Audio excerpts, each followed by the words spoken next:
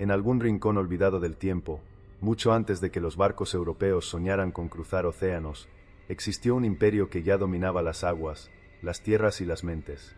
El imperio Chola surgió no de la casualidad, ni de la simple fuerza militar, sino de una visión implacable, la de conquistar no solo territorios, sino también el alma de los pueblos. Este no fue un imperio cualquiera. Mientras otros gobernaban con espadas, los Chola entendieron que el verdadero dominio se extendía más allá de las murallas y los campos de batalla. Dominaron templos, dominaron rutas comerciales, dominaron mares enteros. Y lo hicieron con una inteligencia que a menudo se oculta detrás de los relatos de sus grandes victorias. Pero también dejaron tras de sí una advertencia silenciosa. Como un imperio que parecía invencible, amado por sus poetas, venerado por sus comerciantes, temido por sus enemigos, terminó viendo cómo sus propias raíces se pudrían bajo el peso de su gloria. Qué grieta invisible se abrió justo en el momento en que su poder parecía intocable. Existe una posibilidad real de que esta historia no sea cómoda de escuchar. No es un cuento de héroes inmaculados ni de finales gloriosos. Es una historia de ambición, de genio, de arrogancia, y de una caída tan silenciosa que aún hoy resuena bajo las piedras de sus templos olvidados. Pero claro, si decides quedarte, no solo descubrirás el ascenso espectacular de uno de los imperios más fascinantes de la historia. Descubrirás también sus errores ocultos, sus apuestas desesperadas, y cómo, en el momento de su máxima expansión, ya cargaban las semillas de su propia destrucción. Antes de comenzar, ¿por qué no te suscribes y te unes a nuestra comunidad apasionada por la historia y la cultura? Aquí descubrirás relatos fascinantes, misterios ancestrales y curiosidades que han dado forma al mundo. Mientras lo haces, activa la campana de notificaciones para no perderte ninguna de nuestras increíbles historias.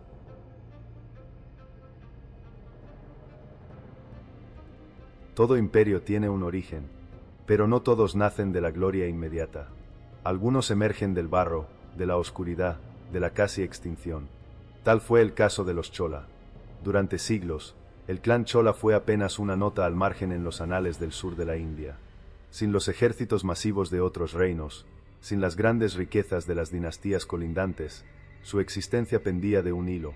Pequeños señores locales luchando por no desaparecer en un mar de poderes más fuertes, como los Pallava o los Pandya. No parecían destinados a la grandeza. A lo mucho, a la supervivencia. ¿Qué pasa cuando quienes parecen condenados a la irrelevancia deciden, de repente, cambiar las reglas del juego? ¿Cómo puede un linaje olvidado reinventarse a sí mismo hasta llegar a sacudir océanos enteros? El sur de la India era una región de tensiones eternas. Reinos que nacían y morían en ciclos frenéticos de alianzas rotas, traiciones y batallas sangrientas. En medio de este caos, un nombre empezó a resonar: Vijayalaya Chola. No fue un príncipe criado en cuna de oro. No fue un general con ejércitos heredados. Fue un líder pragmático, brutalmente consciente de que su oportunidad no vendría por derecho, sino por astucia. Vijayalaya observó. Esperó. Mientras los Pallava y los Pandya se desgarraban mutuamente en conflictos interminables, él tejió en silencio su red de alianzas. Y cuando el momento llegó, cuando las fuerzas rivales estaban debilitadas, cuando el hartazgo del pueblo clamaba por un nuevo orden, atacó. Su primer golpe fue maestro, la captura de Tanjabur, Tanjore, una ciudad estratégica en el corazón del sur. No era solo una ciudad, era un símbolo. Controlarla era como poner un pie en el pecho de todos los reinos vecinos. Puede que pienses que conquistar una ciudad es fácil cuando el enemigo está distraído, pero sostenerla, construir un imperio sobre ella, eso es otro tipo de batalla. Una que no se libra solo con espadas, sino con paciencia, visión y una voluntad que no acepte retrocesos. Desde Tanjabur, Vijayalaya plantó la semilla de algo que nadie esperaba. Su linaje, una vez periférico, empezó a trazar una nueva ruta para el futuro del sur de India. No buscaba simplemente sobrevivir, buscaba dominar, pero sus enemigos no desaparecerían sin luchar. Y el mundo que los Chola planeaban conquistar no era generoso con los que titubeaban. ¿Qué ocurre cuando una familia marginada, al alcanzar el poder, debe decidir entre mantener la prudencia que los salvó o abrazar la ambición que podría destruirlos? Vijayalaya no lo vería todo. Como todo fundador, solo colocó las primeras piedras. Pero lo que empezó como un acto de oportunidad terminaría, generaciones después, como uno de los imperios marítimos más poderosos de la historia. Un imperio que cambiaría la política del sur de Asia. Un imperio que desafiaría océanos. Un imperio que también olvidaría de dónde había surgido. Y ese olvido sería su primer pecado.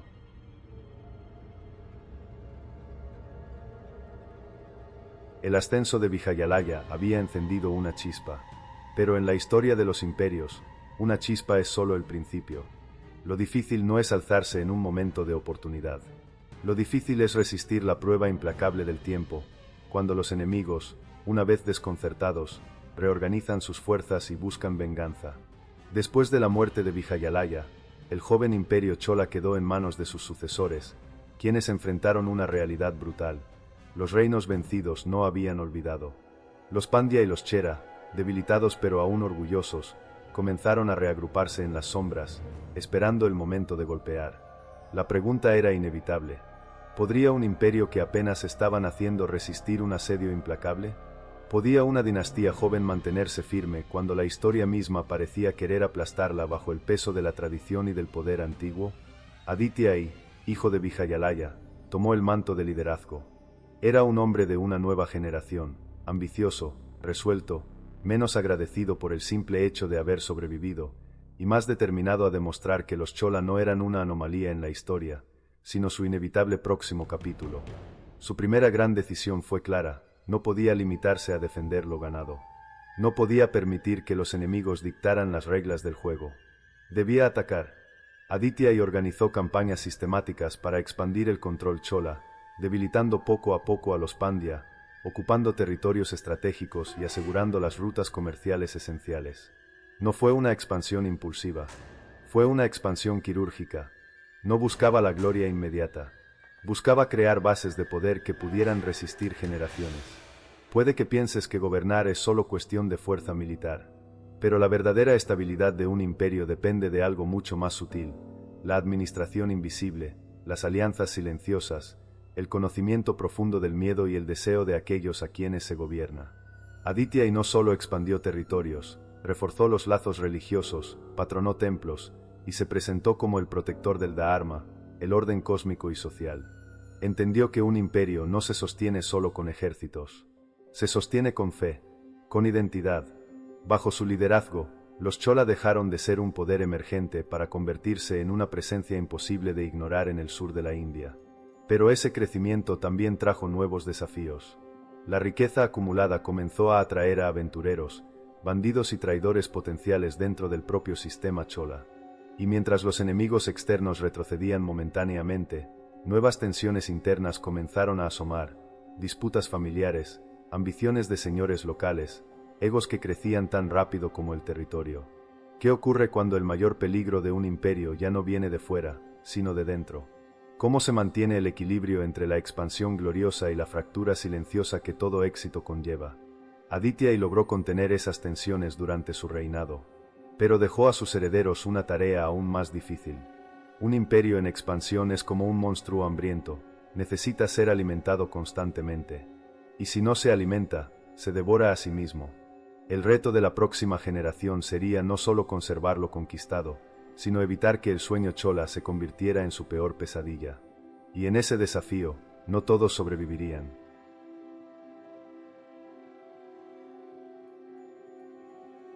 La expansión territorial puede construir un imperio, pero el verdadero poder se mide en su permanencia.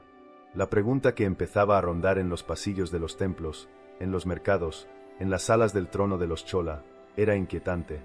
¿Podrían sostener lo que habían creado o serían solo otro destello fugaz en la historia turbulenta del sur de India? El escenario estaba listo para un personaje que cambiaría las reglas de juego: Rajaraja. Nacido en una época donde el poder Chola era respetable, pero aún vulnerable, Rajaraja no fue criado con la idea de defender un legado. Fue educado para ampliarlo, para darle una dimensión que ningún Chola anterior se había atrevido siquiera a soñar. Desde joven mostró una combinación peligrosa: paciencia calculadora y ambición implacable. No se lanzó a conquistar de inmediato.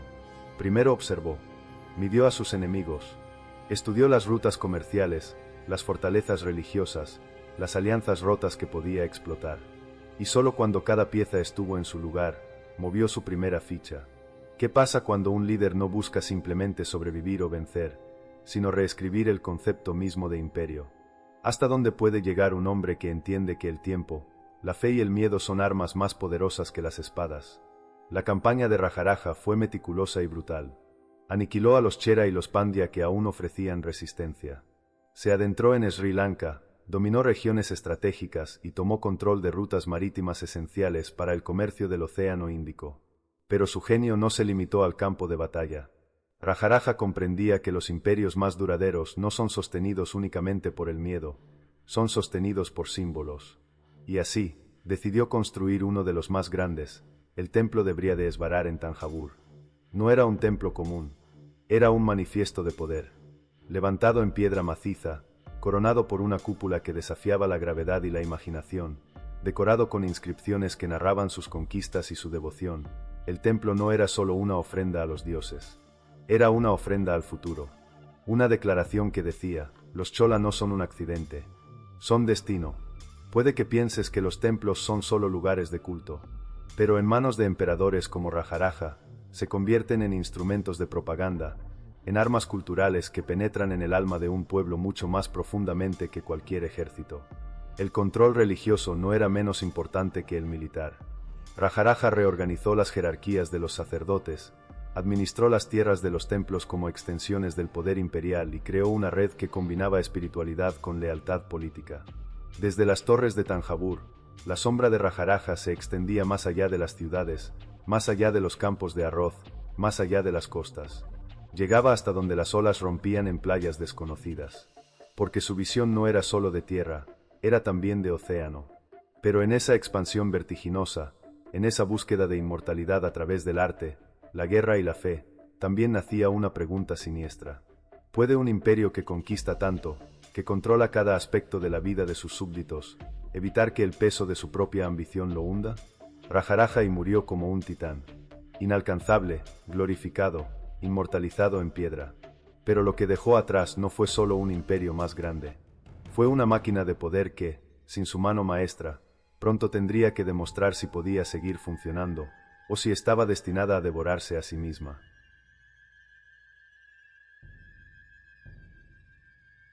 Cuando Rajaraja dejó este mundo, el imperio Chola no solo era una entidad política, era un fenómeno, una maquinaria perfectamente afinada donde cada engranaje, militar, religioso, económico, parecía girar en armonía. Pero toda maquinaria, incluso la más precisa, necesita una mano firme para mantenerla en funcionamiento. Sin Rajaraja, el imperio enfrentaba su prueba más peligrosa, mantenerse en movimiento sin su creador. La tarea recayó en su hijo, Rajendra Chola I. Rajendra no era un heredero común. No era un príncipe que había vivido a la sombra cómoda de un trono asegurado. Había acompañado a su padre en campañas, había administrado territorios, había visto de cerca el arte brutal del gobierno. Y ahora, con el peso del imperio sobre sus hombros, tenía que responder a una pregunta devastadora. ¿Puede alguien no solo igualar la grandeza de su predecesor, sino superarla? ¿Qué ocurre cuando el heredero de un dios mortal se enfrenta a la expectativa de ser aún más que divino? Rajendra Chola no solo aceptó el desafío, lo multiplicó. Desde el principio, dejó claro que no se conformaría con mantener el orden. Quería más, mucho más. Expandió las campañas militares hacia el norte, derrotando reinos que ni siquiera Rajaraja había tocado. No satisfecho con conquistar por tierra, miró hacia el océano, hacia el sudeste asiático, hacia territorios que la mayoría de los emperadores indios ni siquiera soñaban en alcanzar. Organizó expediciones navales que llegaron hasta Srivijaya, en la actual Indonesia. Atacó y saqueó puertos estratégicos, asegurando las rutas comerciales que conectaban India, China y las islas del sudeste asiático. No fue una conquista simbólica, fue una reestructuración radical del mapa comercial del Océano Índico. Puede que pienses que la conquista por tierra es el máximo logro de un imperio, pero conquistar mares, transformar océanos enteros en extensiones de tu voluntad, eso es un tipo de poder que pocas civilizaciones han siquiera intentado. Rajendra entendió que el futuro del imperio no estaba únicamente en los campos de arroz de Tamil Nadu, sino en controlar los flujos invisibles de comercio y cultura que se movían por las rutas marítimas. Para inmortalizar su victoria, fundó una nueva capital, Gangaikonda Cholapuram, la ciudad del conquistador del Ganges. No fue un simple cambio de sede, Fue una afirmación brutal. Los Chola eran ahora una fuerza no solo del sur de la India, sino del mundo. La arquitectura, las inscripciones, las ceremonias, todo estaba diseñado para transmitir un solo mensaje. Los océanos son nuestros. Y sin embargo, incluso en medio de estas hazañas incomparables, una sombra comenzaba a crecer. ¿Qué precio se paga cuando un imperio estira sus fronteras más allá de su capacidad de sostenerlas? ¿Hasta qué punto puede expandirse un poder antes de perder el control sobre sus propias arterias? La administración de un imperio marítimo era infinitamente más compleja que la de un imperio terrestre. Los riesgos no eran solo rebeliones internas o invasiones externas. Eran tormentas, piratas, costos logísticos desorbitantes, desafíos invisibles que podían erosionar el poder mucho antes de que los enemigos lograran un solo golpe. Rajendra Chola fue uno de los pocos capaces de surfear esa ola de expansión desmedida. Pero los que vinieran después, ellos enfrentarían la factura, y no todos estarían preparados para pagarla.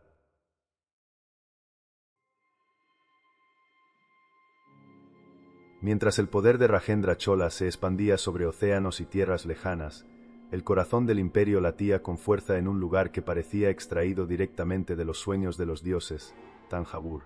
La ciudad, inicialmente conquistada por Vijayalaya Chola, se había convertido en algo más que una capital política. Era el alma viva del imperio, un símbolo tangible de su grandeza y su divinidad. Cada calle, cada mercado, cada palacio, respiraba el espíritu de una civilización que creía que su destino estaba marcado por la eternidad. Y en el centro de todo, como un corazón de piedra palpitando silenciosamente, se alzaba el templo de Brihadeesvarar. No era solo un templo, era un desafío a los cielos. Construido bajo Rajarajai, pero perfeccionado y embellecido bajo su hijo, este templo era una proeza arquitectónica que asombraba a todos los que ponían un pie en su sombra. Su Vimana, la torre que se eleva hacia el cielo, alcanzaba alturas inimaginables para su época, coronada por un bloque monolítico de granito de varias toneladas, colocado con una precisión que desafía incluso a los ingenieros modernos. ¿Qué impulsa a una civilización no solo a conquistar territorios, sino a intentar conquistar la eternidad misma? ¿Qué ocurre cuando un imperio decide que su legado no debe ser solo recordado, sino imposible de olvidar? Cada centímetro del templo estaba impregnado de simbolismo. Las paredes narraban en piedra las conquistas de los reyes Chola, sus alianzas, sus promesas a los dioses. Las esculturas representaban no solo divinidades, sino también la supremacía cultural del imperio, música, danza, literatura, todo vibraba en esas piedras inertes como si aún respiraran. Pero detrás de esa grandeza, había algo más. El templo no era solo un acto de fe. Era una máquina política. Brihadeesvarar centralizaba el poder religioso bajo control estatal. Las tierras donadas al templo se convertían en instrumentos de control económico. Los sacerdotes, dependientes del favor imperial, reforzaban la legitimidad divina de la dinastía. Cada ceremonia no era solo devoción, era propaganda. Cada oración, una reafirmación del orden imperial. Puede que pienses que la religión y el poder son esferas separadas, pero en el mundo de los Chola, estaban tan entrelazadas que separar una de la otra era arrancar el corazón del imperio. La magnificencia de Thanjavur extendía su influencia más allá de las fronteras físicas.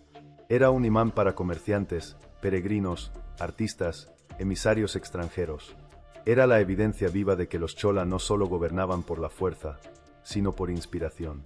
Sin embargo, en esa obsesión por inmortalizar su gloria, algo sutil empezó a cambiar. El enfoque desmedido en monumentos, en rituales grandiosos, en obras de arte deslumbrantes, empezó a desviar recursos y atención de otras áreas críticas: defensa militar, innovación tecnológica, fortalecimiento de las alianzas políticas. La fe en su propia eternidad empezó a cegar a los líderes posteriores. ¿Qué ocurre cuando un imperio empieza a creer más en su imagen que en su realidad? ¿Hasta qué punto puede sostenerse la fachada de grandeza antes de que las grietas invisibles la conviertan en ruina? Thanjavur siguió brillando como un faro, pero alrededor de su luz, las sombras ya comenzaban a alargarse. Sombras que ni siquiera el templo más grandioso podría detener.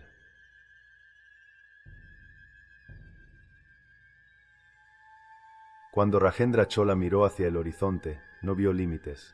No vio fronteras inquebrantables ni mares infranqueables. Lo que vio fue un océano de oportunidades, y detrás de cada ola, un nuevo mundo por conquistar. Así nació una de las gestas más osadas de la historia, las expediciones de los Chola hacia el sudeste asiático. No era suficiente con dominar el sur de India. No era suficiente con controlar Sri Lanka o las rutas del Océano Índico. Rajendra soñaba más grande. Soñaba con influir en los reinos de ultramar, donde la riqueza de las islas, los tesoros de los puertos y la promesa de comercio sin fin parecían esperar por un amo digno. Las crónicas narran cómo enormes flotas chola zarparon hacia el este. No improvisadas, no desesperadas. Eran expediciones planeadas meticulosamente, combinando poder militar y astucia diplomática. Atacaron Srivijaya, el poderoso imperio marítimo que controlaba los estrechos de Malaca, una ruta vital entre China y la India. Saquearon sus principales puertos, capturaron ciudades claves y cambiaron para siempre el equilibrio de poder en el sudeste asiático. ¿Qué pasa cuando un imperio terrestre decide gobernar los mares? ¿Qué tipo de ambición, qué tipo de locura se necesita para transformar océanos enteros en escenarios de conquista? No fue solo una operación militar, fue un golpe económico. Controlar los estrechos significaba controlar el flujo de mercancías entre Oriente y Occidente. Significaba no solo riquezas inmediatas, sino influencia duradera sobre los imperios vecinos. Pero no todo era gloria. Expandirse tan lejos, atacar fuera de sus bases, implicaba riesgos monumentales, enfermedades tropicales, tormentas implacables, largas cadenas de suministro vulnerables a ataques imprevistos. El precio de la expansión era tan alto como su promesa. Puede que pienses que la expansión es siempre un signo de fortaleza, pero muchas veces es una confesión silenciosa de insatisfacción, de miedo a quedarse atrás, de una necesidad insaciable de probar, una y otra vez, que aún se puede dominar. Rajendra triunfó. Los Chola alcanzaron su apogeo. Durante años, su nombre fue temido y respetado en puertos lejanos, su influencia se expandió como las mareas. Pero esa conquista también trajo consigo un cambio fundamental. Un imperio marítimo es diferente de un imperio terrestre. Es más frágil, más costoso de mantener, más dependiente de factores que ningún ejército puede controlar: tormentas, piratería, rutas comerciales volubles. El imperio Chola, en su sed de inmortalidad, había saltado más allá de su propio reflejo. Y como Ícaro, que voló demasiado cerca del sol, había puesto su destino en un terreno que ni el mejor de sus emperadores podía controlar completamente. ¿Qué ocurre cuando un imperio logra todo lo que sueña, y entonces descubre que su propia grandeza ha sobrepasado su capacidad de sostenerse?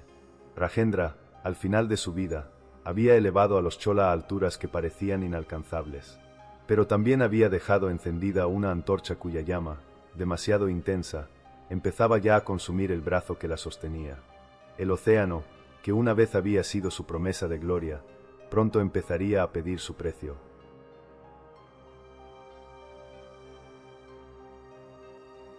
La gloria es un amante exigente, y para el imperio Chola, mantener su hegemonía marítima resultó ser un desafío tan costoso como silenciosamente devastador. Rajendra había conquistado mares y reinos lejanos, pero tras su muerte, la maquinaria que mantenía ese vasto dominio empezó a mostrar grietas profundas. Gobernar un imperio de tierra firme es una cosa. Gobernar océanos y archipiélagos, rutas que desaparecen con las mareas y aliados que cambian con cada amanecer, es otra muy distinta. Para sostener la expansión, el imperio tuvo que desarrollar una vasta red de diplomacia, espionaje y control económico. No se trataba solo de ejércitos y flotas. Se trataba de acuerdos secretos, de matrimonios estratégicos, de pagos a tribus costeras para mantener la estabilidad. Era un imperio invisible, tan real como las ciudades de piedra, pero mucho más frágil. ¿Qué pasa cuando el poder de un imperio ya no depende solo de su ejército, sino de hilos invisibles que pueden romperse en un susurro? ¿Cómo se sostiene un gigante que necesita vigilar cada rincón de un océano inmenso para no desplomarse? La diplomacia se convirtió en el verdadero campo de batalla de los Chola. Emisarios viajaban sin descanso, llevando mensajes cifrados, sellando alianzas con líderes de islas desconocidas, negociando tratados que no siempre eran respetados. El espionaje se volvió esencial.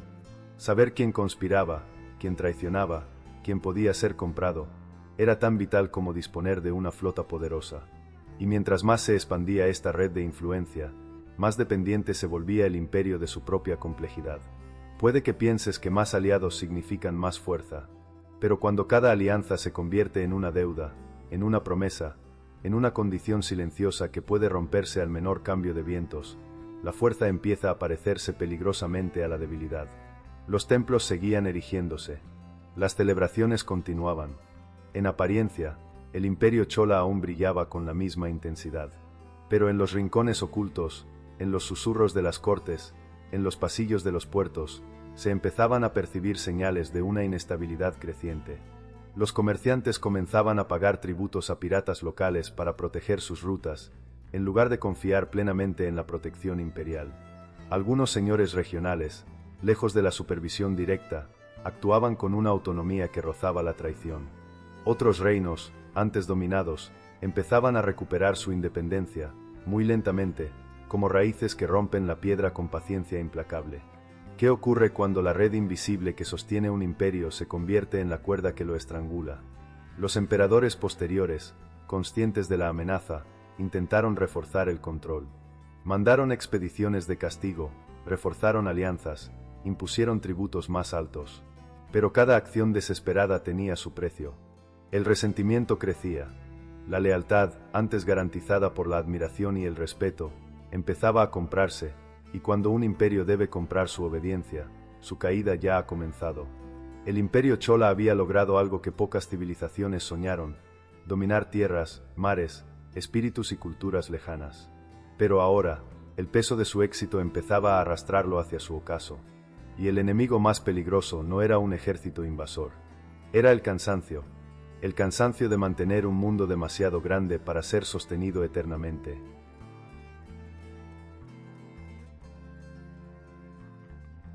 La fuerza de un imperio no solo se mide en sus victorias, se mide en su capacidad para resistir los pequeños golpes, las grietas que no hacen ruido, las fracturas invisibles que, día tras día, carcomen los cimientos hasta que el coloso cae sin necesidad de un enemigo externo. Para el imperio chola, esa lenta implosión comenzó justo cuando su gloria parecía más inquebrantable. Con las generaciones posteriores a Rajendra, los signos de decadencia interna se hicieron imposibles de ignorar. Ya no se trataba de amenazas externas, ni de ejércitos hunos, ni de flotas enemigas surcando el océano. Se trataba de algo más peligroso: la corrupción silenciosa. Los gobernadores locales, amparados en la distancia física y política de la capital, comenzaron a actuar como reyes de facto. Algunos desviaban impuestos, otros levantaban ejércitos privados bajo el pretexto de proteger las rutas comerciales. Las lealtades se fragmentaban, no por odio abierto, sino por intereses personales que ya no veían en la lejana corona chola una autoridad absoluta.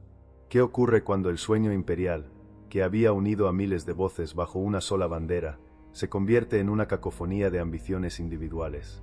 ¿Puede un emperador gobernar realmente si debe vigilar a cada uno de sus propios servidores? Los mercados, antes bulliciosos con mercancías exóticas de Arabia, China y el sudeste asiático, comenzaron a languidecer. Las rutas comerciales, que eran las arterias del imperio, ahora estaban plagadas de piratas, peajes ilegales y conflictos regionales que no podían ser controlados desde la distancia. La estructura administrativa, antaño admirada por su eficiencia, se transformó en un pantano de favoritismos, sobornos y lentitud. Cada orden imperial tardaba más en ejecutarse. Cada decisión encontraba resistencia pasiva o dilaciones interminables. Puede que pienses que los imperios caen solo cuando los enemigos derriban sus murallas, pero más a menudo, caen cuando su propia sangre se envenena desde dentro, gota a gota, hasta que el cuerpo ya no puede sostenerse. Los templos seguían recibiendo ofrendas. Los poetas seguían escribiendo odas a la gloria de los chola. Pero en los ojos de los campesinos, de los comerciantes, de los artesanos, comenzaba a instalarse una verdad muda y devastadora: el imperio ya no podía protegerlos como antes. La fe en el poder chola, esa fe invisible que había sido su verdadera muralla contra la anarquía, comenzaba a resquebrajarse. Los reinos vecinos, como los Pandya y los Chera, que alguna vez habían sido reducidos a vasallos o vencidos en el campo de batalla, empezaron a recuperar su fuerza. No lo hicieron con guerras abiertas, sino con una estrategia más paciente, más letal: esperar. Esperar a que el imperio siguiera desangrándose. Esperar a que el cansancio terminara el trabajo que las armas no pudieron. ¿Qué ocurre cuando los antiguos enemigos ya no necesitan pelear, porque saben que la caída es inevitable? El imperio Chola, que había surgido de la nada, conquistado mares, construido templos imposibles y desafiado el olvido, ahora enfrentaba su mayor enemigo, su propio peso. Un imperio que había aprendido a volar ahora descubría que, inevitablemente, tendría que caer. Y esta vez, no habría red que lo salvara.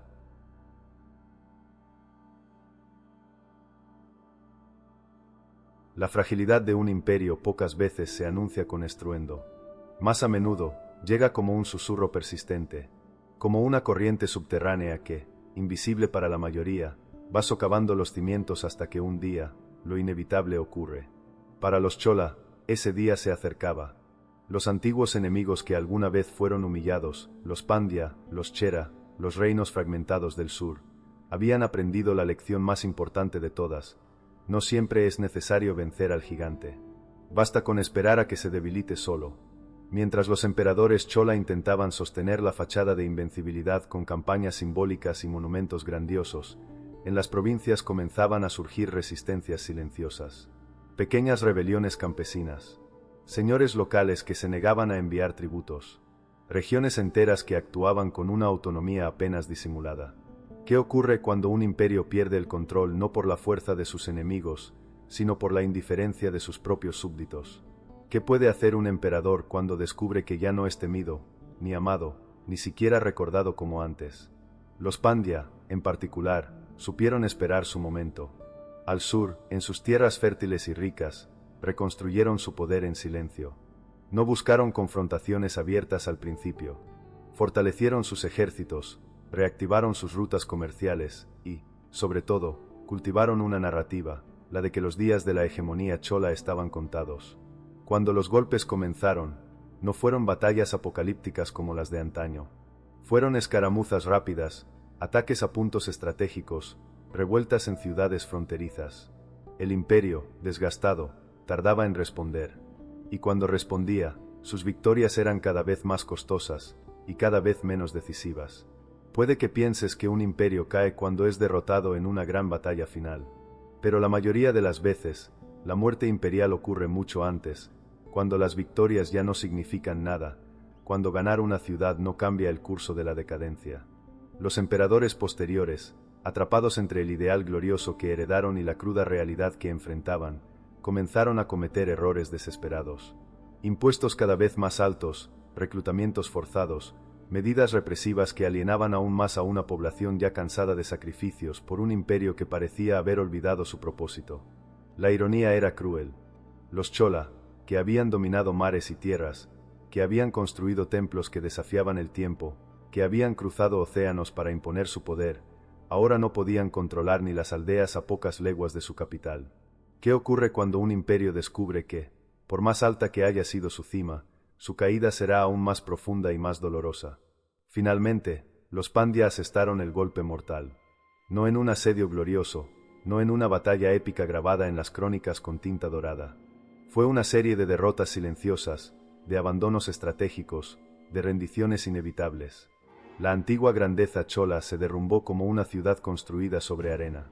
Y cuando la marea de la historia se retiró, solo quedaron los templos, los poemas, las piedras talladas, y un eco lejano de lo que alguna vez fue el rugido de un imperio que soñó con dominar el mundo.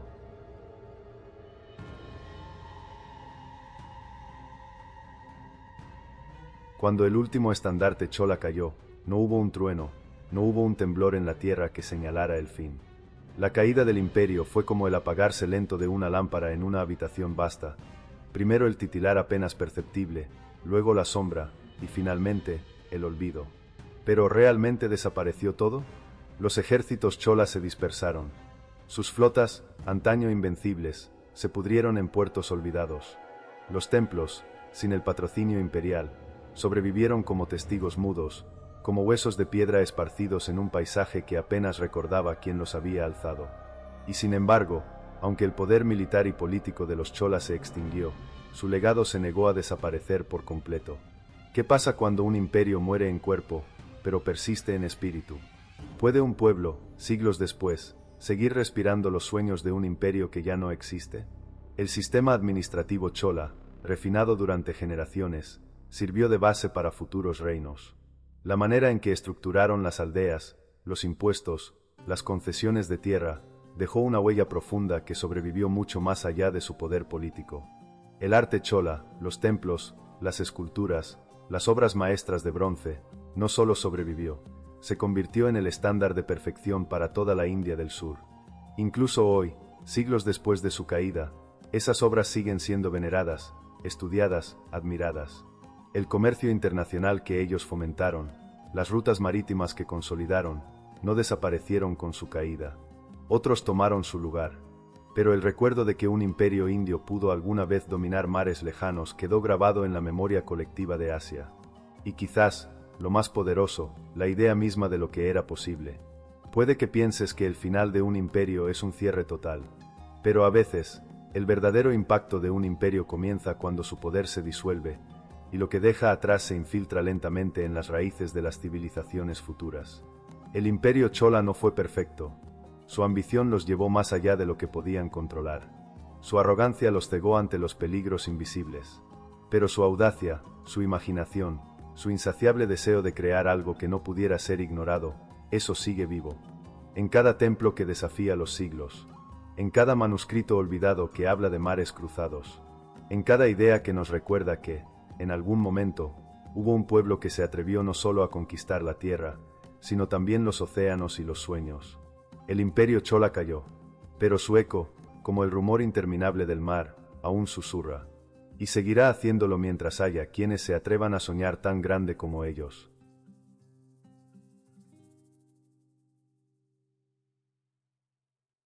El imperio chola fue más que un reino glorioso. Fue una declaración al mundo de que la ambición humana puede llegar más lejos de lo que dictan las fronteras visibles. Desde las tierras fértiles de Tamil Nadu hasta los mares del sudeste asiático, los chola no solo gobernaron territorios, moldearon el comercio, la cultura y el alma de civilizaciones enteras. Ellos demostraron que el verdadero poder no siempre se ejerce con lanzas en los campos de batalla, sino también con templos que desafían al tiempo, con ideas que cruzan océanos invisibles, con sistemas administrativos que perduran más allá de la caída de las coronas. Y, sin embargo, en su ascenso inigualable, también dejaron expuesta la paradoja final. ¿Hasta dónde puede llegar un imperio antes de volverse prisionero de su propio peso? ¿Puede un legado resistir cuando la ambición supera la capacidad de sostenerlo? Existe una posibilidad real de que toda grandeza, tarde o temprano, lleve en sus entrañas la semilla de su propia caída. Pero claro, si aprendemos de ellos, si entendemos sus triunfos y sus errores, entonces su historia no será solo un eco perdido en el tiempo. Será una guía silenciosa para quienes aún creen que la historia puede ser escrita por los audaces. El imperio chola cayó, pero su espíritu, su audacia, su arte, su visión de un mundo sin límites, sigue respirando entre nosotros. Mientras haya quienes se atrevan a soñar con levantar algo que desafíe la eternidad, el rugido de los chola no habrá desaparecido. Simplemente habrá cambiado de forma. Y tal vez, en los susurros de las olas, aún podamos escuchar su llamado.